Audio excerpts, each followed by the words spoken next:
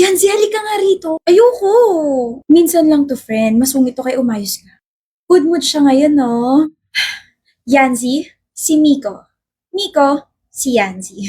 Hello, mukhang ayaw niya sa akin ah. Gusto kita. Gusto kita makilala. Pinilit ko nga lang to friend ko na friend mo pala na ipakilala ka sa akin kasi since first year college pa lang tayo. Crush na kita tapos alam mo ba unang kita ko sa'yo, nabili ka ng fishbowl sa may kwek-kwek. Aga mo naman nilaglag yung sarili mo, friend. Weh, mabilis ma-turn off yan. Anong ginagawa mo?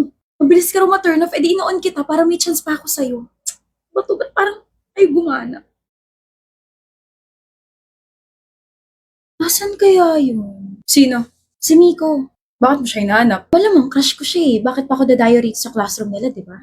Hi, the things that I can do for the person that I like. Swerte siya ako yung nagkagusto sa kanya. Eh bakit gusto mo siya? Gwapo eh. Yun lang?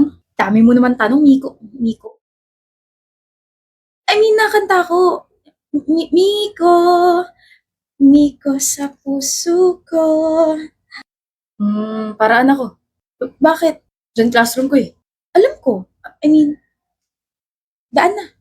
Minsan na nga lang makausap, palpak pa. Kinantahan ko pa siya, wala pa man din sa kondisyon tong boses ko ngayon. Sana pala sinewan ko na lang siya. Sige nga, sayaw ka nga. Ganto. Mama! Ala ko may naliligaw na zombie. Busy ka? I have 30 minutes before my next class. Bakit? Then, akin ka. Huh?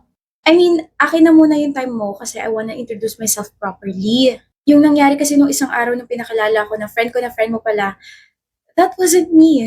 May kambal ka? Wala, pero that was me na nagulat sa presence mo kasi, ikaw yan eh. Nagulat ako kasi ang gwapo mo pala sa malapitan. Wala kang pores. Sana all. I'm Yancy Sylvester, 20, tapos dyan lang ako sa may second floor. Comes yung program ko, tapos dumadaan ako sa classroom niyo para masayit ka, makita ka, tsaka matignan ka. Pare-pares lang yun, di ba? Oo, kasi pare-pares lang naman yung nararamdaman ko kapag nasisilayan ka. Kinikilig ako. Okay, kinikilig! You're funny. Ay, kapag may napapatawa ako, nagiging crush nila ako. Hala! Crush mo na ako? Huh? Natawa ka eh. No. Papunta na rin yun dun. Ano ka ba? Sige, see you around, Miko. Miko, yung shoelace mo. Good morning din sa'yo. Salamat sa pag-greet sa akin na kompleto na yung araw ko. Uy, wag ka masyadong ngumiti. Baka ma-fall ka na niyan. Oh, ako pala yung na-fall. Literally.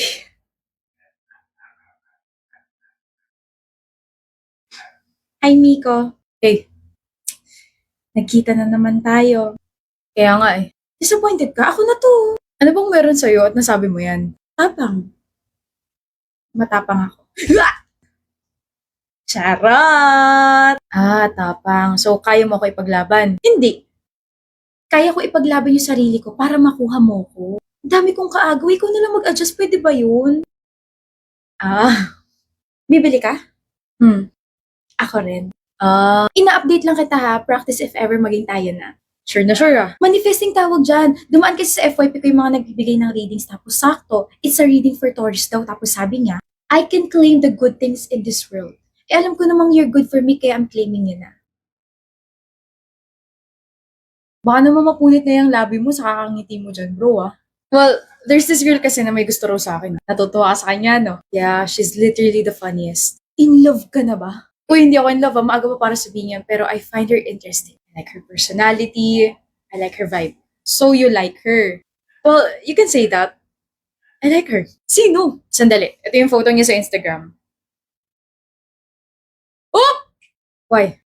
Oh! Si Yanzi? Yes. Ganda niya, no? Bro! Ex ko yan eh. Ex ko yan, si Yanzi. What? Happy New Year! Bagong taon na ang ingay mo pa rin, Yuji. Bagong taon na pero hindi pa rin nagbabago yung feelings ko para sa'yo, Frida. Look, gusto pa rin kita? Teresen, ang aga-aga, ikaw agad yung makikita ko. Ah, my eyes! No-open ang aking mga eyes! Doon ka na nga! Ayoko nga, baka mamiss mo ko, no? Di ko kakayanin yun. Pusa na lang ako lalapit sa'yo para maramdaman mo na lagi akong naiirita sa pagmumukha mo. Ay, Frida, masama yan. Ang kamay ay hindi pinangahampas. Ang kamay ay pinang-holding hands. Akin na nga yan, your hand looks very lonely. Gusto mong isakal ko sa itong kamay ko, ha? Tabi! Uy! Ano? New hair, new me ka ngayon?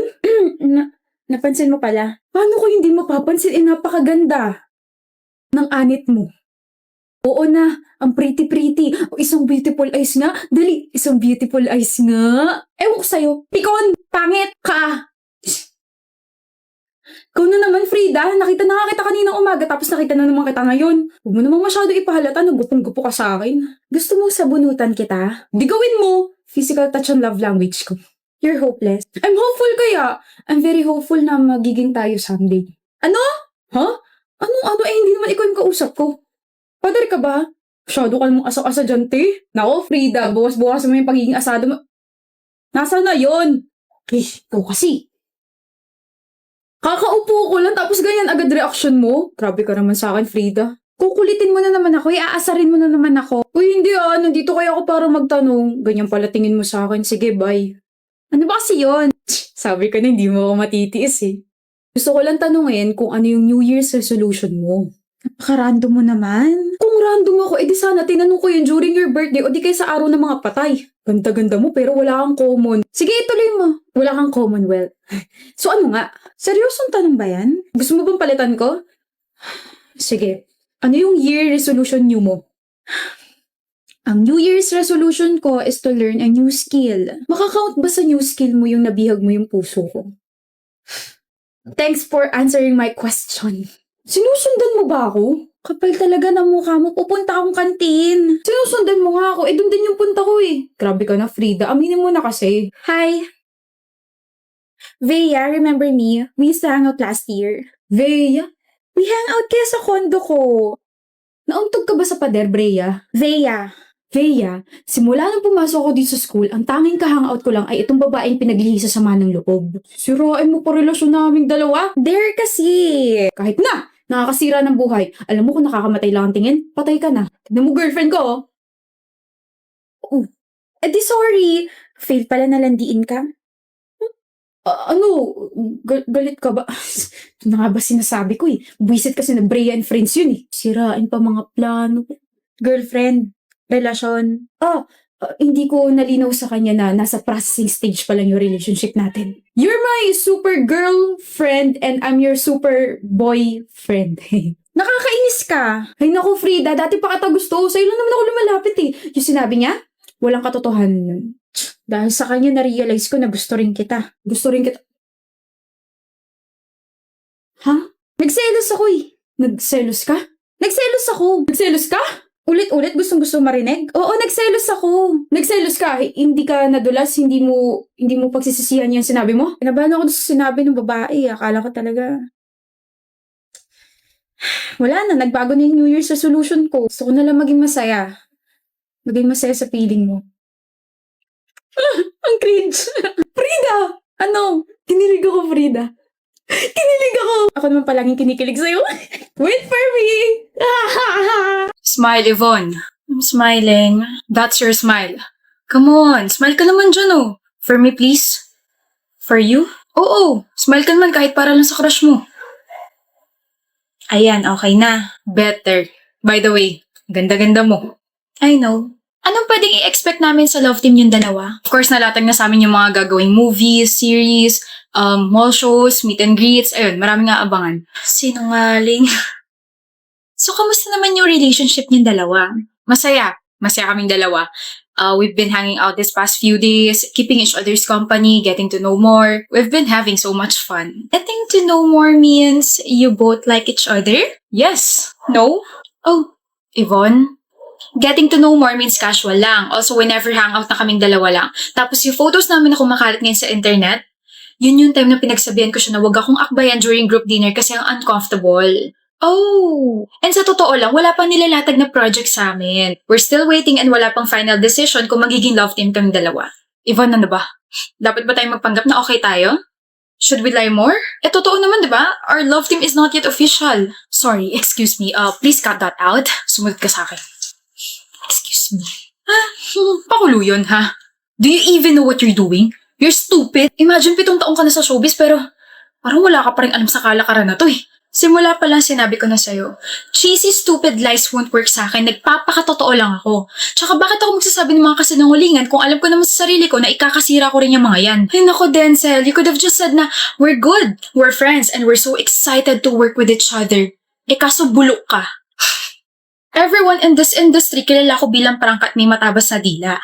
They know that I don't and can't lie. Eh sorry ka, na-partner ka sa isang babaeng artista na walang preno ang bibig at walang gusto sa'yo. Then what about your smile kanina ha? You smiled for me. You like me, Yvonne. Yun ang totoo. Ah, that. Yes, that.